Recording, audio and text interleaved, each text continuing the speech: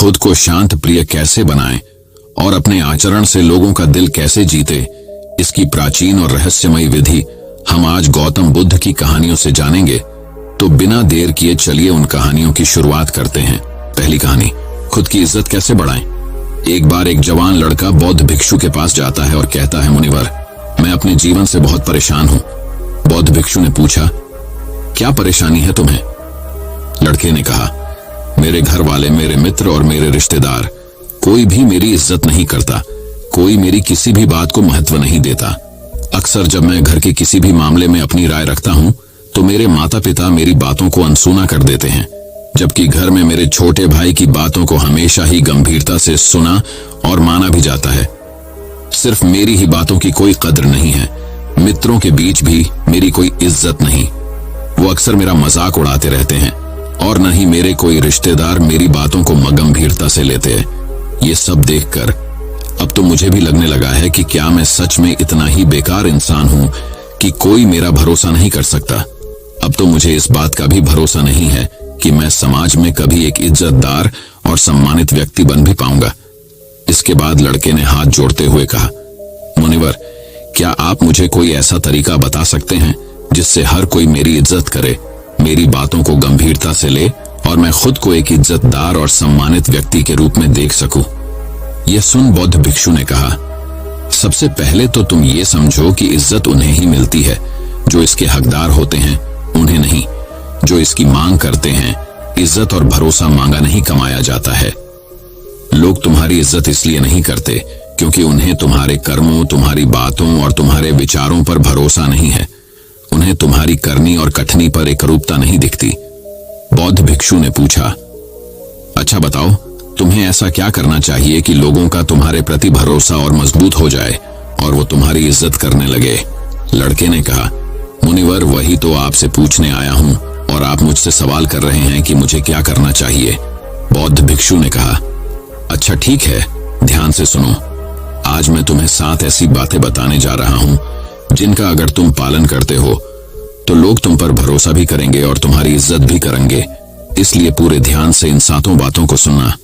लड़के ने कहा, जी मुनिवर। बौद्ध भिक्षु ने कहना शुरू किया, पहली बात, सबसे पहले तुम खुद की इज्जत करना शुरू करो। जब तक तुम खुद ही अपनी इज्जत नहीं करोगे, कोई कैसे तुम्हारी इज्जत कर सकता है? इसलिए पहले खुद की इज्जत करो। खुद की इज्जत करने का अर्थ है ये अच्छे से जानना कि आप कौन हैं, आप क्या कर सकते हैं। इस बात का भरोसा होना कि आप सबसे अच्छी चीजों के लायक है और आपके अंदर इतनी हिम्मत होनी चाहिए कि आप हर उस चीज को ना बोल सके या उससे दूर जा सके जो आपके स्वाभिमान को ठेस पहुंचाती है। खुद की इज्जत करना आपको जिंदगी में आगे बढ़ने के लिए प्रेरित करता है और आप ज्यादा खुश रहते हैं। खुद के प्रति इज्जत होना आपके अंदर अनुशासन लाता है। आप ज्यादा अनुशासित जीवन जीते हैं। किसी भी चीज या किसी भी इंसान के लिए अपने स्वाभिमान को ना गिरने दें, क्योंकि आपका स्वाभिमान ही सब कुछ है। इसलिए सबसे पहले खुद का सम्मान करना शुरू करें।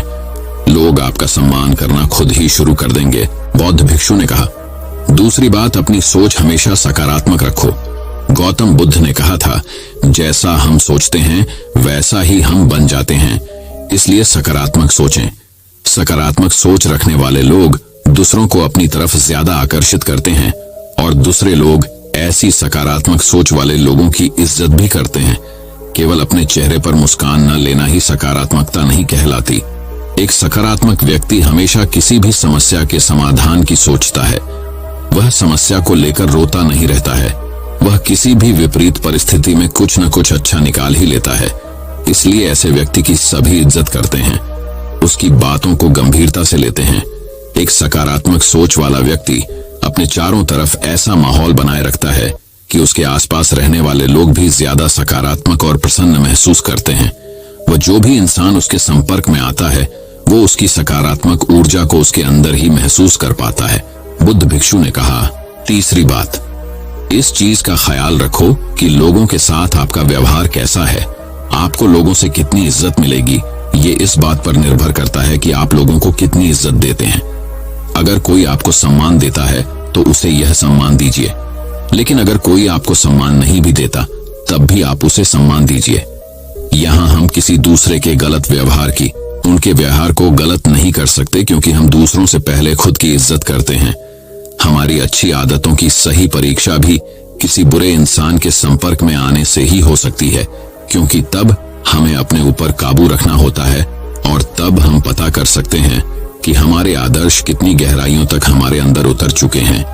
कई बार हमारा अच्छा व्यवहार हमारे सामने ऐसे सुनहरे अवसर लाकर खड़ा कर सकता है, जैसे मौकों की हमने कभी कल्पना भी नहीं की होती। दूसरों को इज्जत देना उन्हें अपने प्यार को महसूस करवाने का सबसे अच्छा तरीका है। किसी की सच्चे दिल से इज्जत करना उन्हें प्यार करने का एक तरीका है। इसलिए पहले कुछ लोगों को इज्जत दो कि लोग भी आपको इज्जत देना शुरू कर देंगे। एक बौद्ध भिक्षु ने कहा था, किसी से बातचीत के दौरान ज्यादा बोलने की बजाय ज्यादा सुनने पर ध्यान दो। जब आप कम बोलते हैं और ज्यादा सुनते हैं तो लोग आपको सबसे ज्यादा पसंद करते हैं, क्योंकि दूसरे लोगों को सुनने की यह खासियत बहुत ही कम लोगों में होती है। और आपकी बस यही एक खासियत आपको हजारों की भीड़ से अलग बनाती है, क्योंकि इस दुनिया में हर इंसान यही चाहता है कि लोग उसकी सुने, लेकिन ज्यादातर लोग सुनते नहीं। और जब आप लोगों की बातों को सुनते हैं उन्हें समझने के लिए, तो आप बहुत कुछ नया तो सीखते ही हैं, साथ ही उस इंसान की नजरों में आपकी इज्जत बहुत बढ़ जाती है।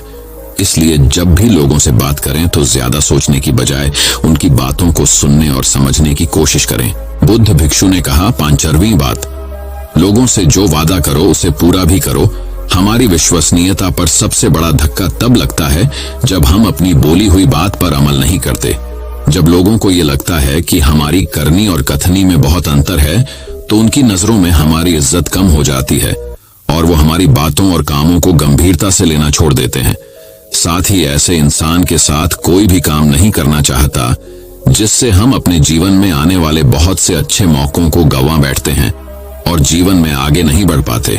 और जो इंसान अपनी बोली हुई बात पर अडिग रहता है और हर हाल में उस काम को पूरा करता है जिसके लिए उसने वादा किया था, ऐसे इंसान को सभी पसंद करते हैं और उसकी इज्जत करते हैं। इसलिए लोगों के सामने वही बोलो जिसे पूरा कर सको। बौद्ध भिक्षु ने कहा, 6, ज्यादा अच्छा और सीधा इंसान बनने की कोशिश मत करो।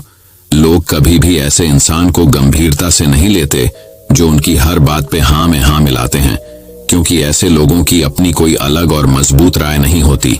ये बस हर किसी की हाँ में हाँ मिला देते हैं और सोचते हैं कि सामने वाला इन्हें पसंद करेगा, इनकी इज्जत करेगा, लेकिन होता ठीक इसके विपरीत है। लोग हमेशा ऐसे इंसान की ज्यादा इज्जत करते हैं जो गलत को गलत और सही को सही बोल सके, जिसका अपना खुद का एक स्वतंत्र नजरिया और सोच हो।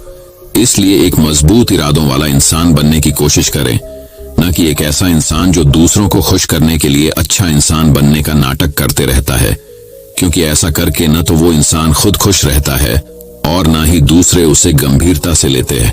बुद्ध भिक्षु ने कहा कि और अंतिम, लोगों के सामने अपनी भावनाओं पर नियंत्रण रखें।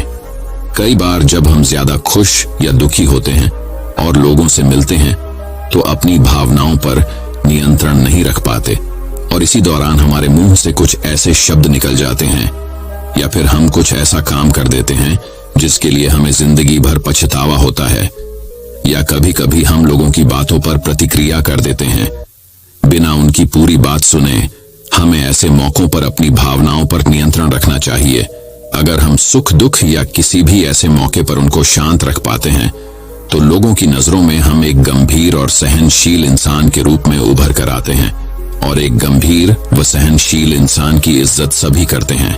इसलिए अपनी भावनाओं पर नियंत्रण रखने की कोशिश करें। लड़के को अपने प्रश्नों का उत्तर मिल चुका था। उसने बौद्ध भिक्षुओं का धन्यवाद किया और वहां से चला गया। मासेतार। दूसरी कहानी, बौद्ध भिक्षु और वैश्या की एक अनोखी कहानी। एक बार एक बौद्ध भिक्षु एक गांव से गुजर रहा था। 4 कदम चलने के बाद वह थका, क्योंकि भगवान ने भिक्षु संघ को कह रखा था, 10 कदम दूर से ज्यादा मत देखना, जितने से तुम्हारा काम चल जाए। अचानक उसे लगा ये गली कुछ अलग है।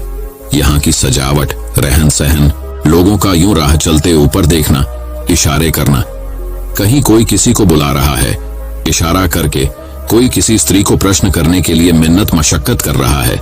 जगह जगह भीड़ इकट्ठी है और गांव और गलियों में ये दृश्य कम ही देखने को मिलते हैं। पर भिक्षु विचित्र सेन थोड़ा चकित जरूर हुआ, पर निर्भय आगे बढ़ा। वह समझ गया कि ये वेश्याओं का माहौला है, यहाँ भिक्षा की उम्मीद कम ही है। वैसे तो भगवान ने कुछ वर्जित नहीं किया था कि किस घर जाओ किस घर न जाओ, पर जीवन में ऐसा पहले हुआ नहीं था। वह कुछ आगे बढ़ा। ऊपर खिड़की से एक वेश्या ने भिक्षु विचित्र सेन को देखा और देखती रह गई। कितने ही लोगों को उसने देखा था, एक से एक सुंदर, धनवान, बलवान, पर इस भिक्षु के मेले कुचैले कपड़े, हाथ में भिक्षा पात्र, पर इसकी चाल में कुछ ऐसा था मानो आनंद झर रहा हो।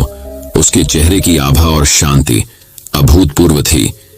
राजे महाराजों की चाल भी उस युवक भिक्षु के सामने घसर पसर लगती थी, मानो उसके कदम जमीन पर न पड़ हवा में बादलों पर पड़ रहे हैं। उसके पैरों में बिना किसी सिगार के वह राजा महाराजाओं को भी मात दे रहा था। अब ये विरोधाभास देखा ये आपने चमत्कार। हजारों लोगों ने उस भिक्षु को चलते हुए देखा, पर किसी और को उसकी चाल में कोई गुण गौरव क्यों नहीं नजर आ रहा था? ऐसा नहीं है, हम जो देखते हैं वो सत्य है। देखने के लिए भी आंखें चाहिए, अंदर भरा होश चाहिए। बुद्ध आते और हम ही लोगों के बीच से होकर चले जाते हैं और हम नहीं देख पाते। उनके जाने के भी हजारों सालों बाद वह वेश्या नीचे उतर आई और सन्यासी का रास्ता रोककर खड़ी हो गई। सन्यासी अपूर्व रूप से सुंदर हो जाता है। सन्यास जैसा सौंदर्य देता है, मनुष्य को और कोई चीज नहीं देती। संन्यास्त होकर तुम सुंदर न हो जाओ तो समझना कि कहीं भूल चूक हो रही है। और सन्यासी का कोई श्रृंगार नहीं है। सन्यास इतना बड़ा श्रृंगार है कि फिर और श्रृंगार की कोई जरूरत नहीं होती, क्योंकि सन्यासी अपने में स्थिर हो जाता है। उसकी वासनाएं उसके घेरे में नहीं होती। वह उस कोमल पुष्प की तरह हो जाता है जो अभी अभी प्रातः की बेला में खिला है। अभी उसकी पंखुड़ियों पर ओस की नाजुक बूंदें चमक रही है। उस पर कोई धूल धमास नहीं जमी है। उसकी सारी उद्विग्नता खो गई है। उसके सारे ज्वर, तनाव, आसक्ति, कामनाएं गिर गई हैं। शून्य विराग का गीत गूंजता उसके अंतर से उसके आसपास एक लयवदिता, एक मधुर झंकार अभिभूत कर जाती है। उसके संग साथ मात्र से आनंद का समुंदर हिलोरे मारने लग रहा है उसके हृदय में। पर आपने देखा इस अनछुए निष्कलुष सौंदर्य पर स्त्रियां कितनी जल्दी मोहित हो जाती हैं। स्त्री में एक अद्भुत शक्ति है। वह आपकी आंखें, आपके शरीर के हाव भाव, आपकी छुआन या देखने भर से आपके अंतस की गहराइयों तक की वासनाओं को जान जाती है एक पल में। उस वेश्या ने भिक्षु विचित्र गुप्त का रास्ता रोक लिया और आवेदन किया, हे देव, इस वर्षा काल तुम मेरे घर रुक जाओ। 4 महीने वर्षा काल में बौद्ध भिक्षु किसी एक स्थान पर निवास करते थे। मैं सब तरह से तुम्हारी सेवा करूंगी। भिक्षु विचित्र गुप्त ने उस वेश्या की ओर देखा। उसकी आंखों में एक प्यास थी, कुछ खोज रही थी जो उसे भोग विलास में, धन दौलत में नहीं मिल पा रहा था। उसने कहा, है देवा, मैं आज तुम्हें कुछ कह नहीं सकता, क्योंकि मुझे अपने गुरु से इस बात की इजाजत लेनी होगी। तुम कल तक मेरा इंतजार करो, मैं गुरु से पूछ कर कल हाजिर होता हूं। और आगे बढ़ गया। जिस शांति और स्थिरता से उसने वो शब्द कहे थे, वे शब्द नहीं, अमृत रस हो। वह वेश्या उन शब्दों पर मंत्र मुग्ध हो गई और जाते हुए उस बौद्ध भिक्षु को निहारती भर रही। उसे कोई शब्द न सूझा। मन पल के लिए निशब्द हो गया। एक गहरी शांति छा गई मन के आंगन में, मानो ज्येष्ठ की भरी दोपहरी में अचानक एक काली घनी बदली ने सूर्य को ढक चारों ओर एक शीतलता बिखेर दी हो। उसके तड़पते मन पर पल भर के लिए शीतलता फैल गई। उस वेश्या को यह आस नहीं थी कि मेरा ऐसा भाग्य होगा कि मैं जीवन में किसी भिक्षु का संग साथ करूंगी। उसे तो वासना के भूखी आंखें गीध की तरह नोचते जवान मांस के भूखे पशुओं से ही पाला पड़ता रहता था। प्यार के दिखावे के नाम पर एक छलावा, एक नकली चेहरा, चारों ओर झूठ और फरेब की दीवारें ही देखने को मिली थी। उसका मन बार बार कह रहा था कि देखना, वह जरूर मेरा निमंत्रण स्वीकार लेगा। उसकी आंखों में भय नहीं था और उसने उस भिक्षु की चरण धुल अपने आंचल में समेट ली और अपने निवास की ओर चली गई। वो सब सामान को सुनियोजित तरीके से लगाने लगी। दासी को भी कह दिया, इस शयन कक्ष को खूब सुंदर सज्जा सवार दे, कल कोई मेहमान आने वाला है और वह यहाँ 4 माह रहेगा। दासी उसका मुख देखती रह गई। ऐसा कौन मेहमान आ रहा है? यहाँ तो रोज नए आते हैं और चले जाते हैं। दासी की समझ में कुछ आया, कुछ नहीं आया, पर वह कुछ बोली नहीं, अपने काम में लग गई। वेश्या तो इतनी खुश हुई मानो उसके घर कल खुद भगवान चलकर आ रहे हैं। उसके पैर जमीन पर नहीं गिर रहे थे। इतनी खुशी उसे सहन नहीं हो पा रही थी। उसके होठों पर मधुर गान मुखरित हो रहे थे। उसके कदमों में रागों के नाद डोल रहे थे। हृदय हिलोरे ले रहा था। सांसों में सुगंध समा रही थी। इतनी खुशी उसे जीवन में पहले कभी नहीं हुई। लगता था आज जीवन धन्य हो गया। भिक्षु ने जाकर भगवान बुद्ध से भरी सभा में पूछा। 10,000 भिक्षु वहां पर मौजूद थे। मैं एक गांव में गया था। वहां एक वेश्याओं का गांव था। एक युवती ने मेरा रास्ता रोक लिया और आग्रह करने लगी कि तुम इस वर्षावाप पर 4 माह मेरे यहाँ रुको। पास ही बैठे एक भिक्षु ने कहा, भगवान वह स्त्री अति सुंदर थी और ऊपर से वेश्या भी। सारे भिक्षु में अचानक बिजली सी कौंध गई। कुछ भिक्षु उनमें से उत्तेजित भी हो रहे थे कि भगवान अब क्या उत्तर देंगे। चारों ओर सन्नाटा छा गया। भिक्षु ने फिर कहा, भगवान वह वेश्या है या नहीं, इस सब से मुझे क्या प्रयोजना है। वह सुंदर है या क्रूप ये महत्वपूर्ण नहीं है। महत्वपूर्ण बात तो ये है कि उसने मुझे राह पर रोककर निमंत्रण दिया। आपकी आज्ञा लेने के लिए मैं आपके पास आया हूँ। वैसे मेरे हृदय पर एक बोझ है जो मैं मीलों ढोकर आ रहा हूँ। आपकी आज्ञा हो तो इस 4 माह उसके निवास पर रहने का निमंत्रण स्वीकार करूं या नहीं। जैसी आपकी आज्ञा। भगवान ने एक बार फिर विचित्रसेन की आंखों में झांका और आज्ञा दे दी। चारों तरफ खुसर फुसर होने लगी। आग लग गई भिक्षु संघ में। कुछ भिक्षुओं ने खड़े होकर कहा, भगवान ये अन्याय है, ये तो सरासर भ्रष्ट होने की राह है। आप खुद ही ऐसा करेंगे और कहेंगे तो हमें रोकेगा कौन, समझाएगा कौन। आप अपने निर्णय पर एक बार और सोच विचार कर ले। एक भिक्षु कहने लगा, भगवान मेरे मन में भी ये प्रश्न था। मैं भी आपसे आज्ञा चाहता था पर झिक रहा था कि लोग क्या कहेंगे। डर भी लग रहा था कि आप मना कर देंगे। अब तो मेरे प्रश्न का उत्तर आपने स्वयं ही दे दिया। अब तो पूछने की कोई जरूरत ही नहीं है। भगवान ने उस भिक्षु को देखा, ये तुम्हारे लिए आज्ञा नहीं है। ये प्रश्न विचित्रसेन का था। तुम्हें शायद मैं ना कर देता। जब प्रश्न पूछने का और आज्ञा मांगने का साहस नहीं है तो फिर तुम्हारी क्या परिणति होगी, ये तुम स्वयं ही जानते हो। और ये बात समझ लो, मैं सोच विचार नहीं करता। मैं तो तुम्हारे अंतर में झांक कर देख भर लेता हूँ।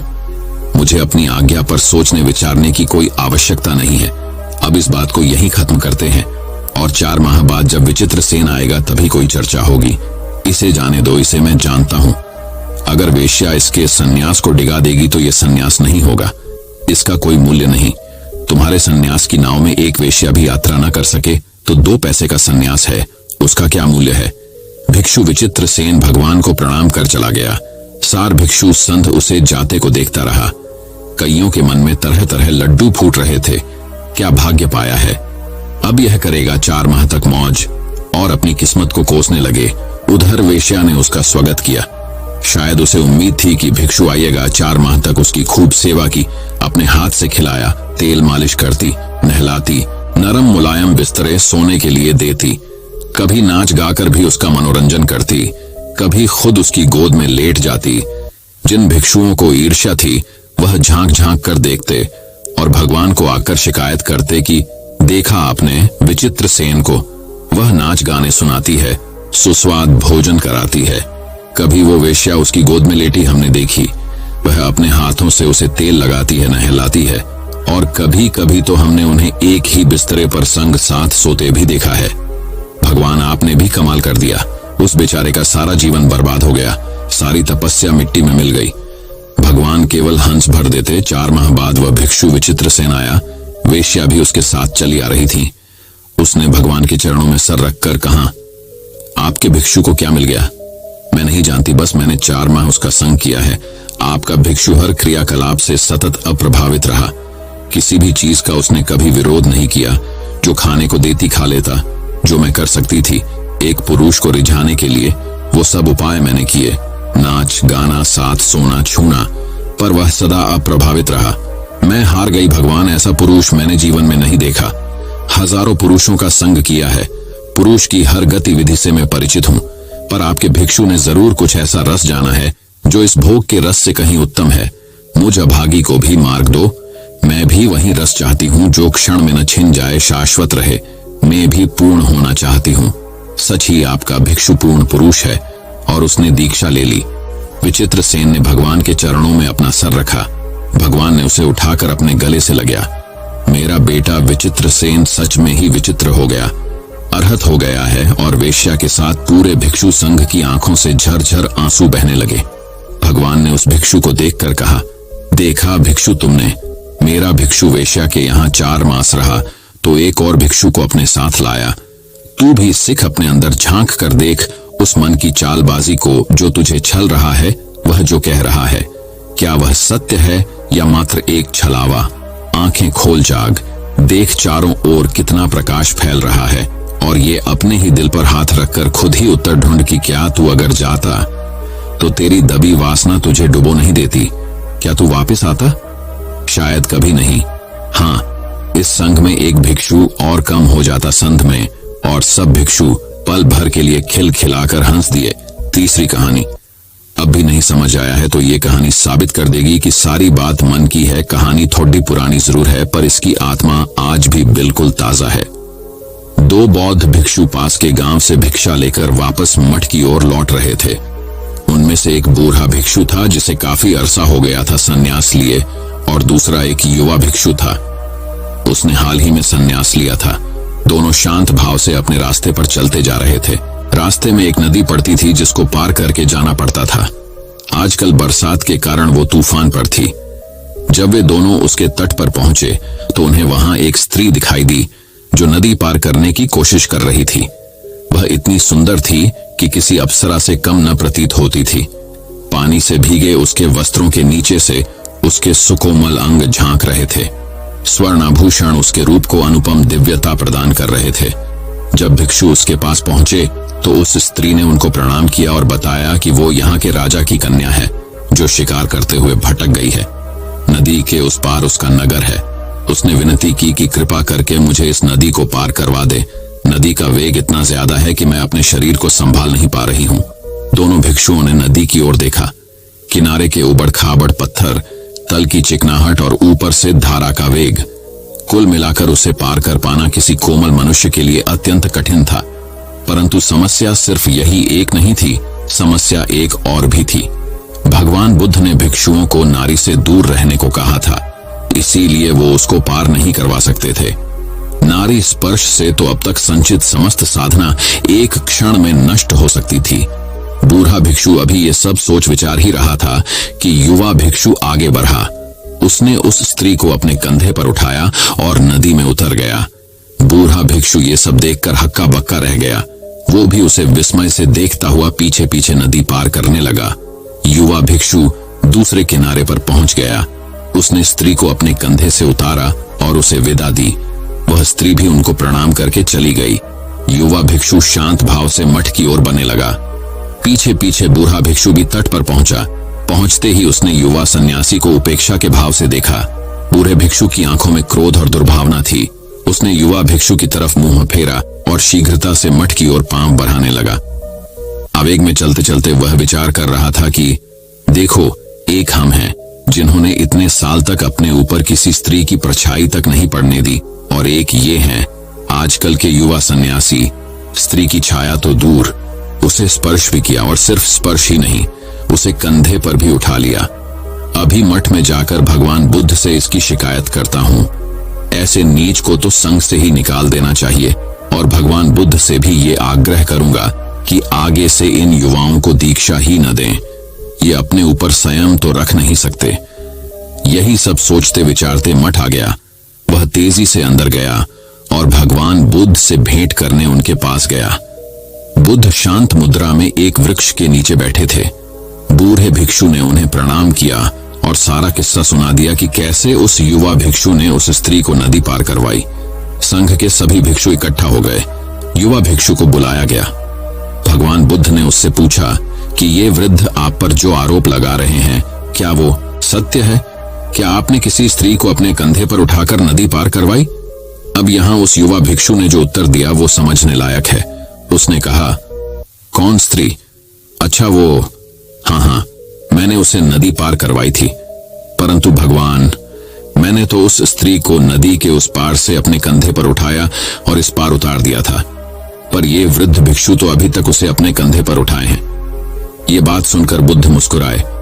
उन्होंने युवा भिक्षु को आशीष दी और कहा कि सच में किसी कार्य में शारीरिक संलग्नता से कहीं अधिक प्रभावी मानसिक लिप्तता है। युवा भिक्षु ने परोपकार की भावना से उस स्त्री को उठाया, इसलिए उसका मन दूषित नहीं हुआ, जबकि बूढ़े भिक्षु का मन द्वेष भाव से भर गया और वे अब तक अशांत है। सारी बात मन की है, अंदर की है। युवा भिक्षु उस स्त्री को कंधे पर उठाकर भी उससे मुक्त रहे। और बूढ़ा भिक्षु उस स्त्री का स्पर्श किए बगैर भी उससे बंध गया। उम्मीद है आपको भी ये बात समझ आ गई होगी। अक्सर हमें अच्छा व्यवहार करने की शिक्षा दी जाती है, जबकि आपका मानसिक आचरण अधिक महत्व रखता है। चौथी कहानी अपने मन को काबू करने और शांत रहने के ऊपर है। एक राजा हमेशा उदास रहता था। लाख कोशिश करने के बावजूद उसे शांति नहीं मिलती थी। एक बार उसके नगर में एक बौद्ध भिक्षु आया। बौद्ध भिक्षु के ज्ञानपूर्ण उपदेश से राजा बहुत प्रभावित हुआ। उसने बौद्ध भिक्षु से पूछा, मैं राजा हूं, मेरे पास सब कुछ है, किंतु फिर भी मेरे मन में शांति नहीं है, मुझे क्या करना चाहिए? बौद्ध भिक्षु बोला, आप अकेले में बैठकर चिंतन करें। राजा अगले दिन सुबह अपने कक्ष में आसन जमाकर बैठ गया। तभी उसके महल का एक कर्मचारी सफाई के लिए उधर आया। राजा उससे बात करने लगा। कर्मचारी से राजा ने उसकी परेशानियां पूछी, जिन्हें सुनकर उसका दिल भर आया। इसके बाद राजा ने हर कर्मचारी के कष्ट व दुख जाने, सबकी व्यथा सुनने के बाद राजा ने निष्कर्ष निकाला कि वेतन कम होने से सभी आर्थिक रूप से त्रस्त थे। राजा ने तत्काल उनके वेतन में वृद्धि की, जिससे वे सभी खुश हो गए और उन्होंने राजा के प्रति आभार व्यक्त किया। अगले दिन जब राजा की बौद्ध भिक्षु से भेंट हुई तो उसने पूछा, राजन, आपको कुछ शांति प्राप्त हुई? राजा बोला, मुझे पूर्ण रूप से तो शांति नहीं मिली, किंतु जब से मैंने मनुष्य के दुखों के स्वरूप को जाना है, अशांति थोड़ी थोड़ी जाती रही। तब भिक्षु ने समझाया, राजन, आपने शांति के मार्ग को खोज लिया है, बस उस पर आगे बढ़ते जाएं। एक राजा तभी प्रसन्न रह सकता है जब उसकी प्रजा सुखी हो। सार यह है कि मन की शांति स्वयं के सुख से अधिक दूसरों के दुख हरकर उन्हें सुखी बनाने से मिलती है। इसलिए यथाशक्ति दूसरों की सहायता करें। पांचवी कहानी बुद्धिमानी की कहानी, मित्र और मंत्री की प्रेरणादायक कहानी। नमस्कार दोस्तों, आज हम आपके लिए बुद्धिमानी की कहानी लेकर आए हैं। हिंदी कहानियों की श्रृंखला आपके लिए लगातार जारी है। हम प्रतिदिन आपके लिए चुनकर कुछ हिंदी कहानियां लेकर आते हैं। आज की कहानी का मुख्य बिंदु है बुद्धिमान। आपने बचपन में बहुत ऐसी कहानियां पढ़ी होंगी जो व्यक्ति की चालाकी और कुशलता पर आधारित होती है। आज के समय में बुद्धिमान होना बहुत महत्वपूर्ण है।